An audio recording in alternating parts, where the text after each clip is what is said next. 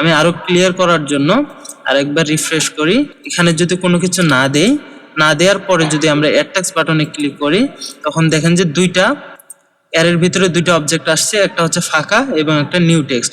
আমরা চাচ্ছি যখন ফাঁকা কোনো কিছু ইনপুট বক্স তখন ফাঁকা থাকবে, ফাঁকা থাকার পরে যদি কেউ অ্যাড টেক্সট বাটনে ক্লিক করে তখন কোনো কিছু অ্যাড হওয়ার দরকার নেই, এই অ্যারের ভেতরে যাওয়ার দরকার নেই। এর জন্য আমরা এখানে আইটেমের পরে বলে দেব যে ইফ যদি ভ্যালু ট্রিপল ইকুয়াল যদি ফাঁকা হয় তাহলে তুমি এখান থেকে রিটার্ন করো, রিটার্ন। আর নিচে যাওয়ার দরকার নেই। এখন দেখেন যখন আমরা ফাঁকা থাকতেছি অ্যাড টেক্সট বাটনে ক্লিক করতেছি তখন কিছু হচ্ছে না।